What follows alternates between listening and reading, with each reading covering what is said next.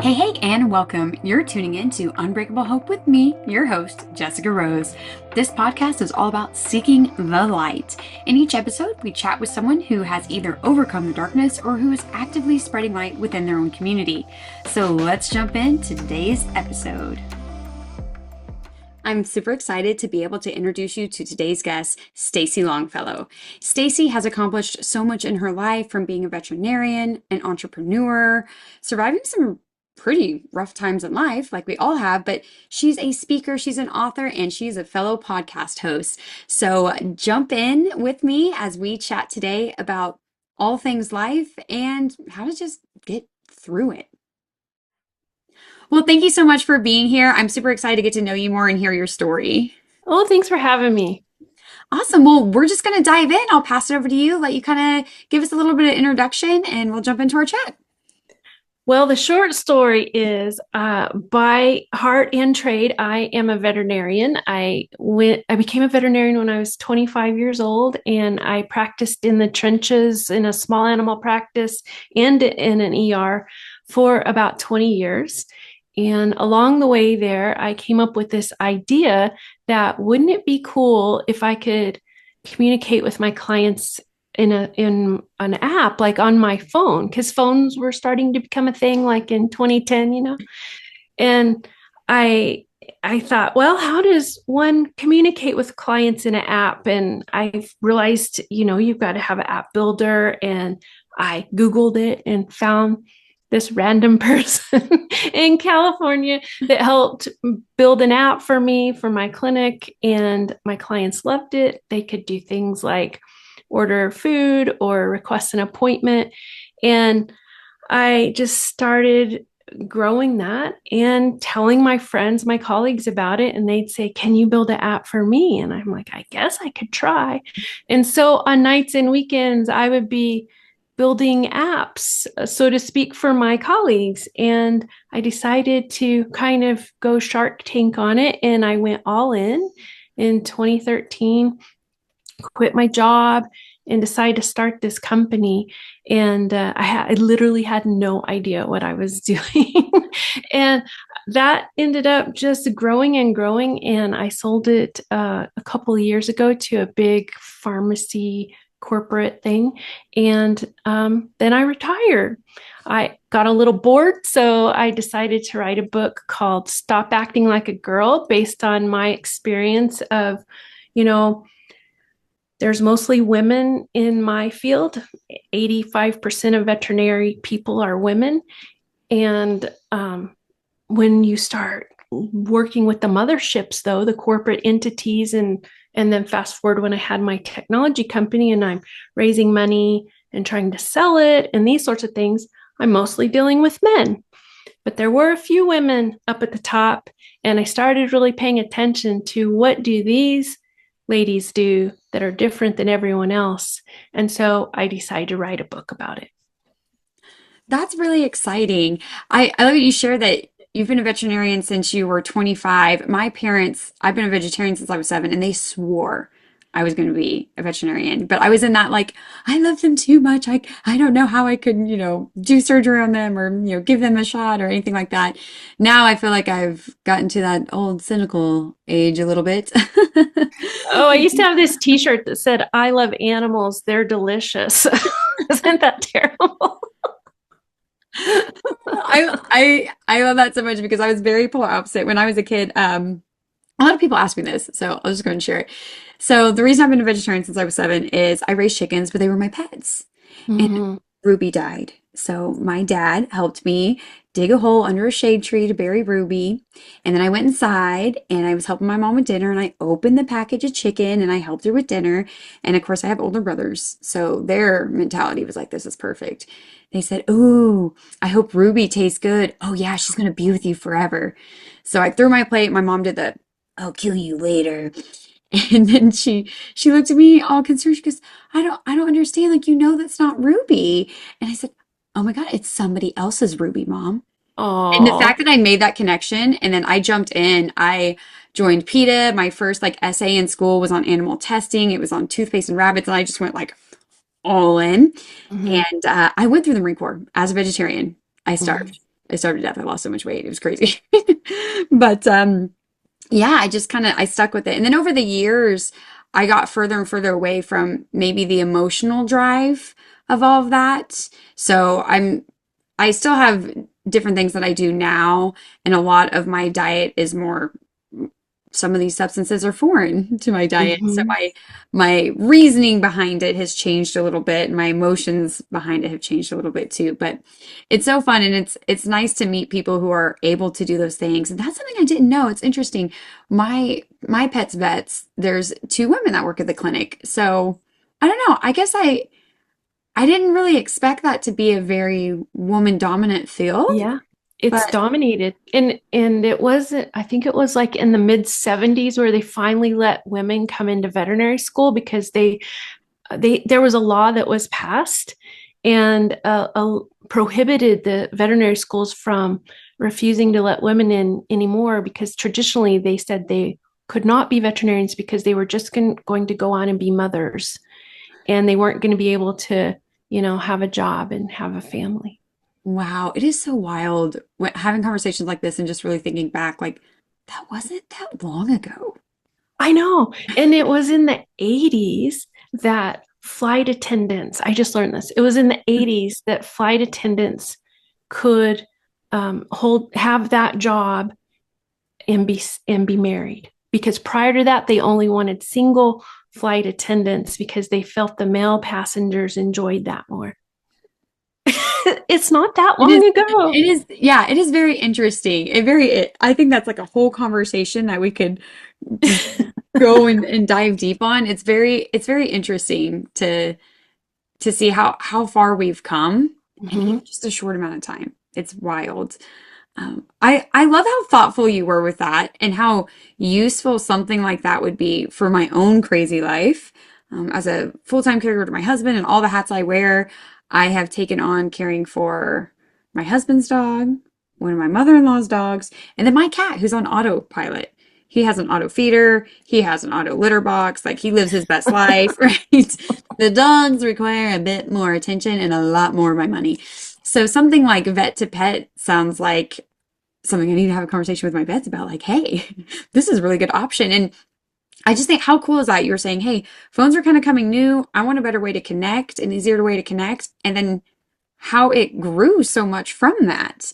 So I don't know. I kind of want to think a little bit more of that.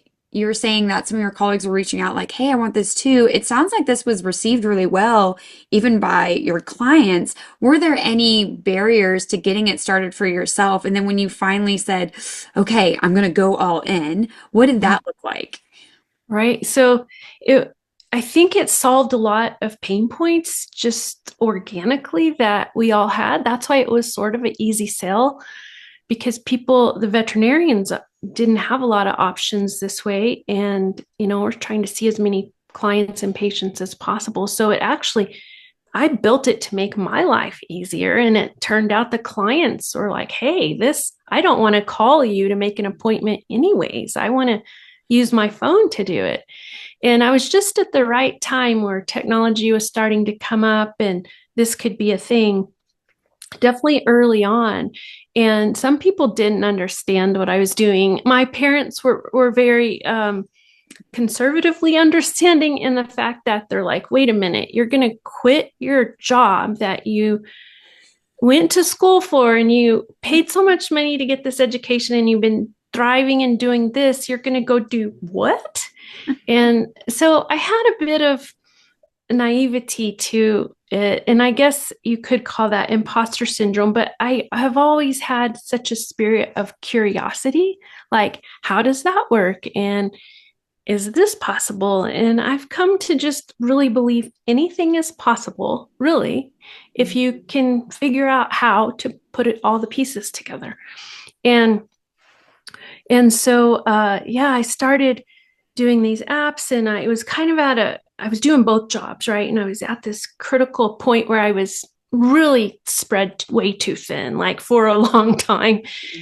And I was talking to my husband. I'm like, I kind of think I want to do this, but is that crazy to risk or quit this job that I was making a lot of money at? I was managing this hospital and running this whole thing. And now I'm going to go do something that could possibly really definitely will financially take us down a bit. And he's like, you haven't seemed that happy doing the vet thing for quite a while. And when you're doing your technology thing, I can see your wheels are going and you feel invigorated. You seem happier.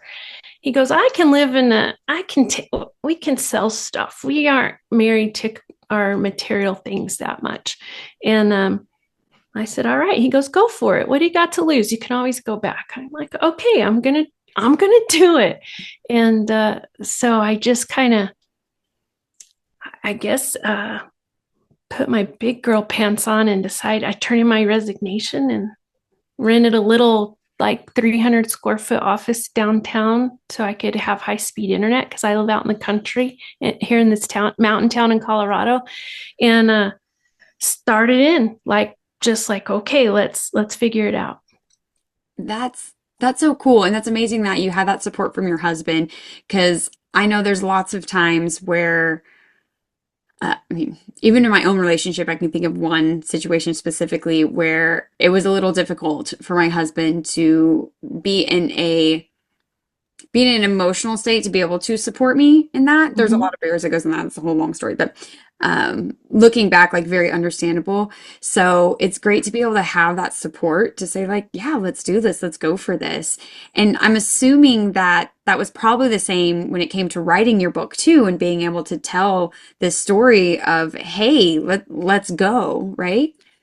Oh yeah, I think you just don't know where things are going to go, and this path you've carved out for yourself is probably not the path that you're going to end up on. If let's be honest, you can plan all you want, but there's something else that's going to happen in your life, and I think being open to those possibilities can take you places that you never could have even imagined.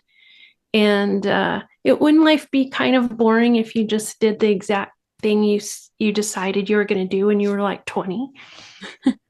Yeah, that's definitely true. I remember growing up, I wanted to be an ice skater. And then my parents were Ooh, yeah. like, oh, there's no closed training rinks. And both my parents were active duty. So it's like, this isn't really an option for us right now. And I thought, okay, fine. I'll just be an actress because I don't need a rink. I don't need a coach, right? Whatever. And my mom was very adamant on, you have to have a backup plan because of her experiences in her life. It's like, okay, well, what's your backup plan? I'm like, well, my whole family, like every generation is served all the way to the Revolutionary War. So I'm like, well, I'm going to go into the military. I'm going to do my service. It's part of my blood lineage. It's just what you do. And I'll figure it out, right? I'll figure it out. I'll figure it out. So then joined the Marine Corps. Didn't have it figured out after my 4.5 years in the Marine Corps. And then, okay, I go to college, did my bachelor's degree, did 2 master's degrees, still didn't really have it figured out.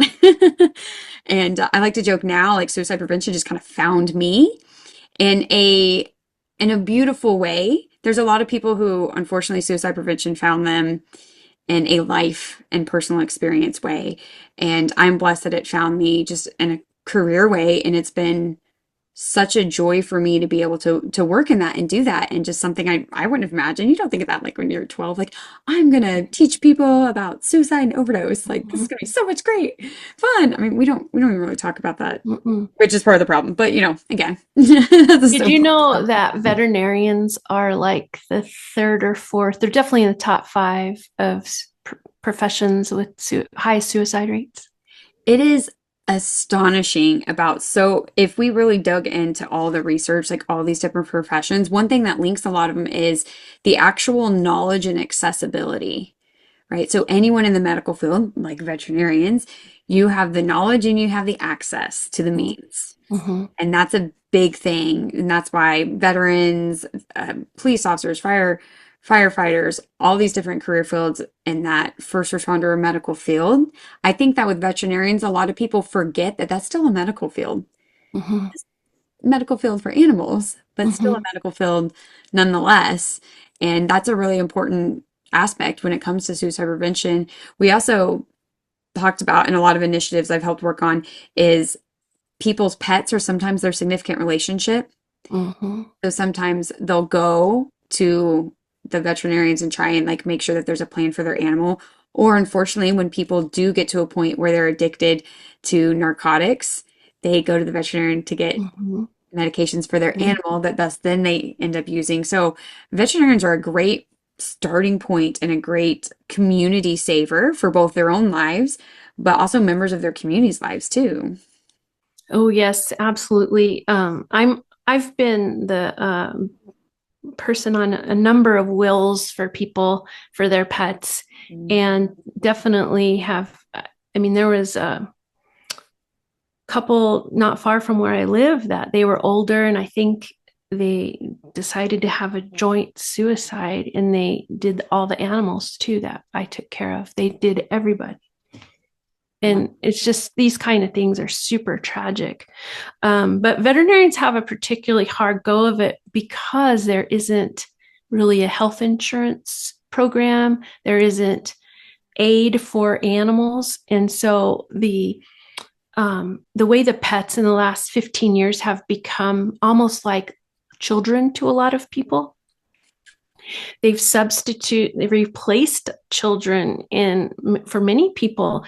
And then when that pet gets critically ill and they don't have the means to take care of it, it's like what I call it's the hardest intersection when you live in the intersection of heart and commerce. Like, and that's where veterinarians live because you've got to make some oftentimes decisions based on financial means, and it's tough. Yeah, definitely. And I think I mean, I love talking about all the taboo topics. So the other thing that kind of ties into that we don't talk about enough is grief itself and loss itself. A loss is still a loss, and the feelings are still the feelings. Mhm. And it's not to downplay someone's loss of a child. My family has had to experience that loss, unfortunately, but it's also not to downplay the loss of an animal because it's what that relationship is to that person. And bless her, one of my friends that I teach suicide intervention with, a big time cat lover too. And I normally tell this story about how when one of my cats died, my husband's like secretly, yay, one down, two to go. Right. And in my head, I'm like, this was my fluffy, lovely cat who, and again, in my head, I was like, if anything, I was going to convince my husband to let me keep one. She was going to be the one I was going to keep. So for him, he's like, I don't get it. I Mm. don't get it. But for me, I was like crushed and devastated that we forget that the loss, it's the meaning to that person, the connection to that person. And I have a friend who shared with me, she says, when my dog dies, I'm going to be a wreck. Like Oh, this absolutely. dog is like you said, people get so close, like it's their children. It's the only thing that they have at times. Well, or like the other thing that happens, which this has happened to me, absolutely, is this little creature goes along with you during some of the hardest times of your life. They know things about you that nobody else knows about you. You've told them things that you've never told anybody else. And then when that pet dies, it's so hard because it's like part of your soul is going, and you feel that way. And I think grief too is like not so, it's so messy. It's like a cauldron of grief, and so maybe it's a cat or a dog, and to an outside observer you're like, geez, get over it, it was just a dog. But to many people it gets mixed up with all the other grief you have experienced in your life, and so you're grieving on a much larger scale. Yeah, that's a beautiful point you made too, is that the pet may have been there in your darkest times and helped you get through dark moments. And that's probably something like you shared in your own personal life, might have tied in some things that you've gone through as well. Mm-hmm. Absolutely. Yes, absolutely. Yeah, I know for me, I joked about like I'm kind of getting old and cynical. I never thought I'd be this way, but my husband's dog is bipolar. And we've tried to put her on tons of anxiety medication. Nothing ever seems to work. So that's the best diagnosis that she's been able to get. And she has outlived her her estimated lifespan. Oh Part of gosh. me is like, let's go, come on, and it's so terrible. And I asked my husband the other day, and of course, my husband's nonverbal, but he's still cognitively there most days. So I asked him, I was like, if Valor goes to a surgery and doesn't wake up, are you going to be mad about it? That's where I'm like, this is so terrible, but she is very hard to handle. Especially I have caregivers coming in and home health coming in, and I don't know how she hasn't died from a heart attack. She gets all worked up and she's barking, and we've tried so many different What things. kind of dog is she? She's a Vizsla. Oh yeah, they have like some emotional problems. Yes, it is. She'll be happy one minute, not the other minute. Like, heck, she bit me like 3 weeks ago. And I was Oh like, what? gosh. Like, I was like, come on, you just need to go outside to go to the bathroom because she's getting to that old stage where she can't hold it anymore. And I'm just like, it's about time, Lord. Take her with you. But again, it's kind of like I'm just old and cynical, and I have to deal with a lot as it is Mhm. throughout my lifetime. So I'm like, one less responsibility for me would be super great.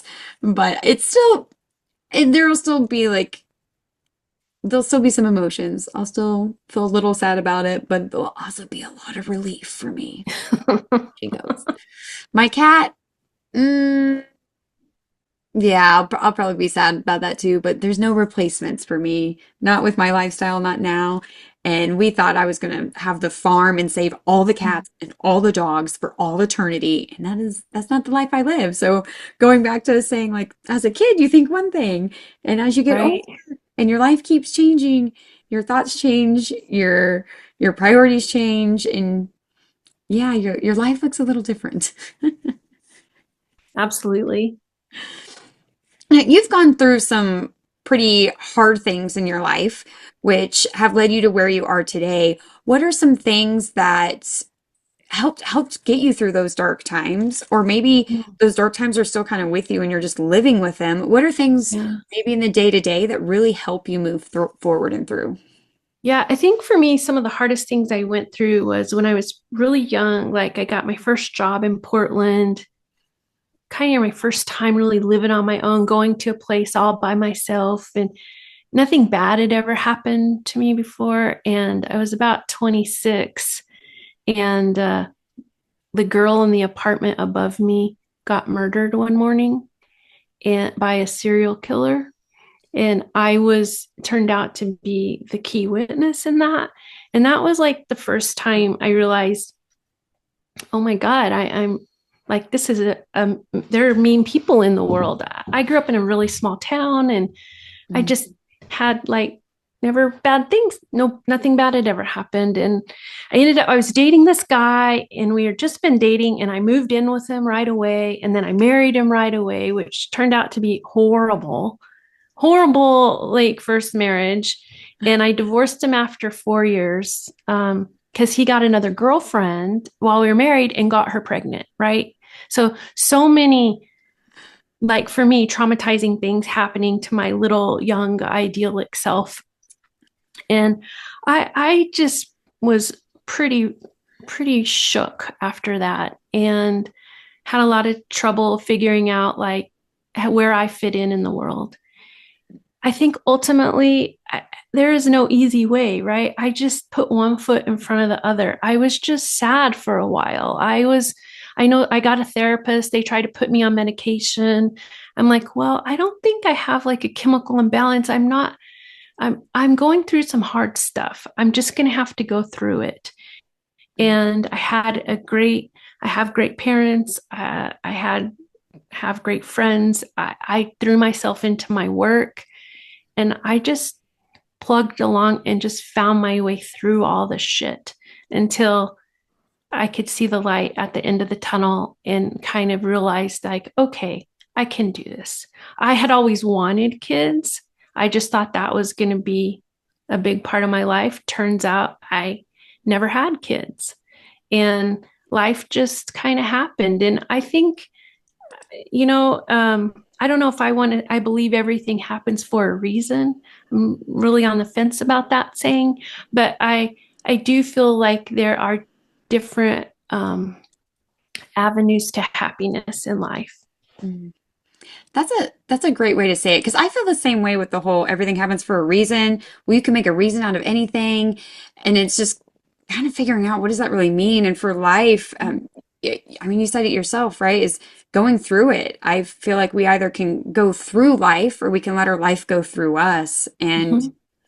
it's just a different perspective that sometimes it takes working towards. My husband Mm-hmm. used to say that his favorite thing about me was I always look for the good in everybody. So as you shared your 26-year-old, you experienced this horrible situation. You lean into someone that you trusted at the time, and it didn't work out, and it became a more horrible situation. And finding that, wow, there are bad people in the world. Sometimes I still struggle with really accepting that. Even as we Mm-hmm. shared earlier about some of these changes in our society, like that was 50 years ago. Like I can't even believe it. That was 50 years ago. So that's a lot I mean, it's a lot for anyone to go through, right? But if we all sit back, we've all gone through pretty big things in our life. And 100%. Like I yeah, feel like everybody has a story. It's just whether or not you know it. yeah, yeah, because it's huge. If we were to treat when we hear other people's stories, right? I think a lot of us do this like, oh my gosh, that story is horrible. I'm so glad that didn't happen to me. And it's like, well, you've had some stuff happen to you too. Mm-hmm. You can validate Mm-hmm. what's happened to you. Mm-hmm. That if we walked around and treated everybody with that, like if that label was on their head, that happens to me when I'm having a bad day or I'm hitting a wall or a barrier or whatever it is. And it comes out, yeah, my husband's got brain cancer. And of course, there's been certain times where it's like, my husband's actively trying to die on me, right? Instantly, people are more supportive, more helpful. But why aren't we just like that as a society in general? Right. I know. And so one of the things I've done recently is started this podcast called Everyday Wonder Women, which you're going to be a guest on. And I've been starting by interviewing some of my friends, right? Like friends, people I know, Yeah. and they start telling me stories of tough things they've gone through. And I literally had no idea. And I'm their friend. And then other people have started coming to me, like one of my business acquaintances, she said, I've been clean for 30 years. I'm like, oh my gosh, I had no idea. And she said, well, I don't really advertise that about myself. But when you start seeing people for people and Mhm. humans, it kind of does make you more understanding, more thoughtful, more accepting. Yeah. And that's one of my favorite words is humans, right? We're all humans. Mm-hmm. Mm-hmm. And I am so excited about your podcast. I'm glad that we had a mutual connection connect us because one, I'm getting to hear your beautiful story and we're able to share it here on Unbreakable Hope. But getting to let more people know about Everyday Wonder Woman is so cool because, like we're saying, is we've all gone through stuff and sometimes we don't share that story, but they're so important and they're so powerful because there's other people out there who have had similar feelings or maybe stories that are similar, just some different details that need this bit of encouragement, need this bit of hope and maybe just some validation for what they've gone through because so many times we've gone through rough times that our pain in that situation wasn't validated. And that's all we Mm-hmm. wanted. We didn't want somebody to fix it. We just wanted somebody to say, wow, that really sucked. Well, every single woman I've interviewed so far, they've all said, oh, my story's not good enough. This is, I don't think I have anything really, I haven't done anything. Mm-hmm. And I mean, the title is like, oh, Everyday Wonder Woman. So, yes, you're an everyday woman. Let's hear your story. Sit down with me. And then they say stuff, and you're like, do you realize how much you've done? And then they say, I guess I am a badass. I didn't think about it myself that way. Mm-hmm. Yeah. Yeah, it's amazing. I had the same experience with a podcast here for Unbreakable Hope, and I ask people on to tell their story, and oh, I'm not doing anything that great. I'm like, you're not doing anything that great here.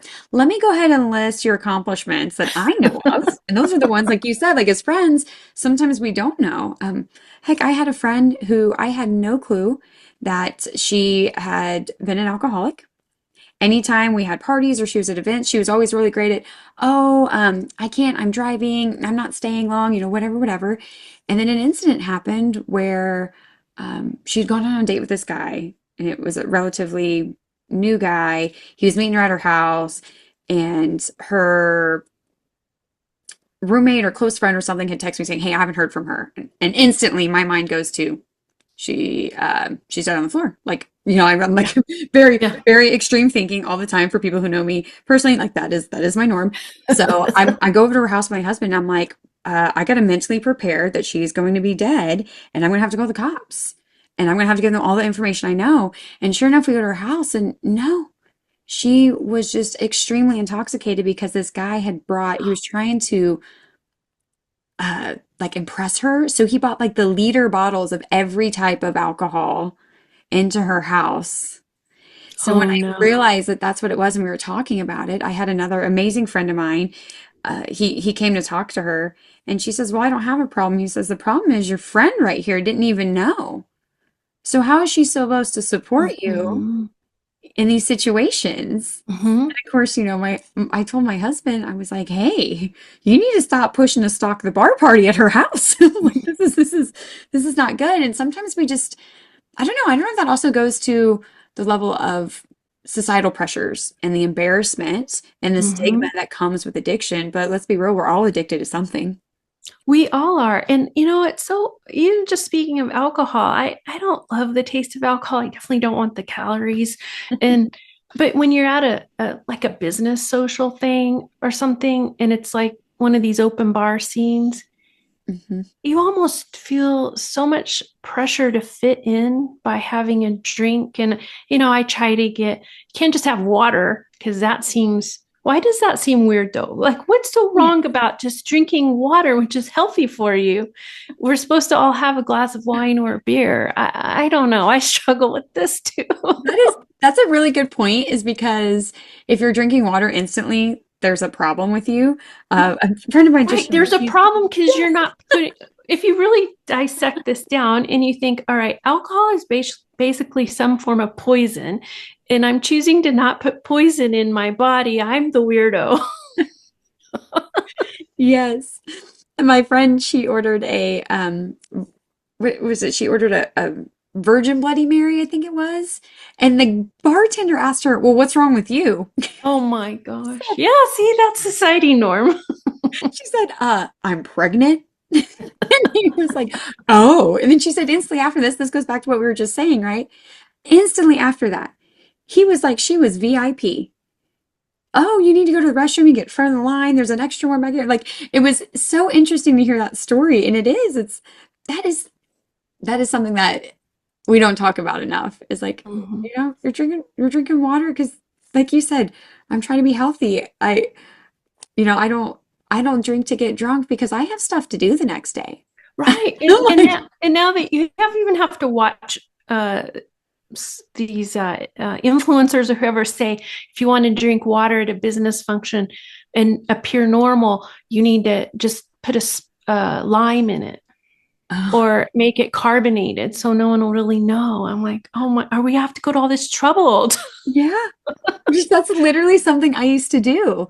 Um, I remember going out to like events with big groups and stuff, or like if we were going to the bar or a club or something, I would just talk to the bartender and be like, "Hey, can you put a water in a glass like everybody else has?" Mhm. Because instantly, "Oh, you're the outcast."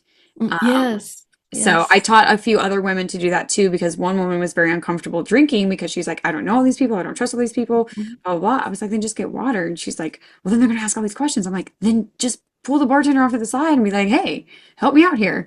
Mhm. And if someone orders me a drink, you got me, right? You just make that connection. And I think that's another way of humans looking out for other humans, is in that Mhm. moment too, is having somebody be like, "Okay, I got you." Mhm. Definitely. Yeah. Oh my goodness, this has been so fun getting to know you. I always feel like the chats are never long enough, so I'm looking at potentially season two expanding them. But Ooh. we've covered so many cool things in your life, projects you're working on. We'll definitely share links in the description, especially about your podcast and where to get your book. But I want to be able to give you some time and space if there's something that maybe we didn't cover, or some final thoughts you really want to leave people with. Well, I guess if you know me, then this won't be surprising to you. I tell people you can do anything you want, really. Like, you don't have to have a certain resume. You don't have to come from a certain family. You don't have to, have a certain amount of financial wealth. If you want it, you can do it.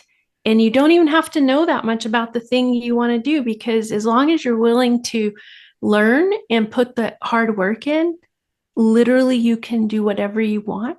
And I just turned 54. And so it's really kind of I'm starting now to think about, oh my God, I'm not going to live forever. And so do the stuff that makes you happy, right? And some friend told me this recently, and I subscribe to it wholeheartedly now. When you're trying to figure out what you want to do and people put pressure on you, it's either F yeah, I want to do it, or it's a no. Like, and follow your passion, follow your heart, because it's your one shot at life. I feel like you're speaking to me in that moment too. So I hope our listeners feel the same way, because that is definitely, it's so powerful. And I feel your peace and your joy in your life as we're sitting here and we're having this conversation, that you really have come to a point in your life where you've built amazing things and you're doing amazing, great things, and you are just happy. And I think that that's something that people can take away is, find the thing. Like you said, you can do it. Don't let yourself be your biggest barrier. Don't let yourself be your biggest roadblock. So great reminder for myself, right? Happy to admit that. Because I've been working on some big projects in the background that need a little bit of kick in the rear. So I'm so excited that we were able to meet and connect today. I can't wait to be on Everyday Wonder Woman and share that as well. So thank you so much for your time and your energy. And this has just been so much fun. And I hope our listeners enjoy this as well. Oh, thanks for having me. It's just, I feel like if we were living anywhere near each other, we would be hanging out all the time. Yes, definitely. Thank you, listeners, for tuning in. If you found this episode inspiring, please share it with someone you never know who needs more light in their life. May this serve as a reminder that there's always darkness in the world. Do not let it consume you. Always seek the light. Please take a moment to do the good old subscribe, rate, and review. Your support means so much to me, and it helps me spread more light and love. Until next time, be kind, be loving, be human, and don't ever let anyone steal your hope.